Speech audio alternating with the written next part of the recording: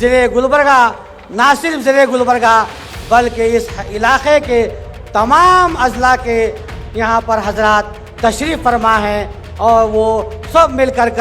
یہی پیغام دینے کی کوشش کریں گے انشاءاللہ آج کہ ہم جو یہ وقف امینڈمنٹ جو بل جو لایا گیا ہے ہمیں یہ کسی بھی صورت میں ہمیں اسے قبول نہیں کریں گے۔ تو میں آل انڈیا مسلم السلام علیکم ورحمۃ اللہ وبرکاتہ۔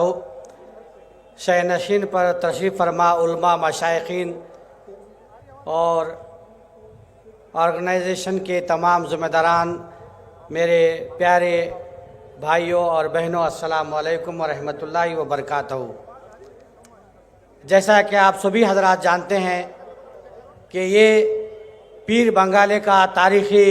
گراؤنڈ ہمیشہ شاہد رہا ہے کہ جب بھی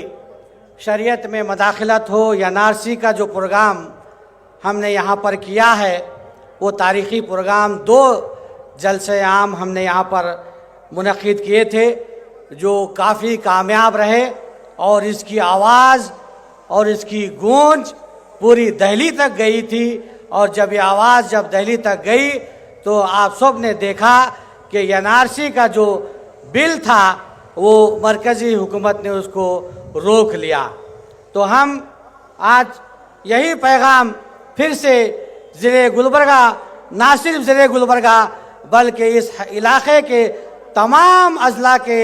یہاں پر حضرات تشریف فرما ہیں اور وہ سب مل کر یہی پیغام دینے کی کوشش کریں گے انشاءاللہ آج کہ ہم جو یہ وقف امینڈمنٹ جو بل جو لایا گیا ہے ہمیں یہ کسی بھی صورت میں ہمیں اسے قبول نہیں کریں گے۔ تو میں all India Muslim personal law board کی جانب سے جو ملک بھر میں جو تحریک چلائی جا رہی ہے الحمدللہ اس کے کافی اثرات یہاں پر مرتب ہو رہے ہیں، اور سب سے بڑھ کر انہوں نے جو ایک حکمت عملی جو اپنائی ہے کہ تمام جو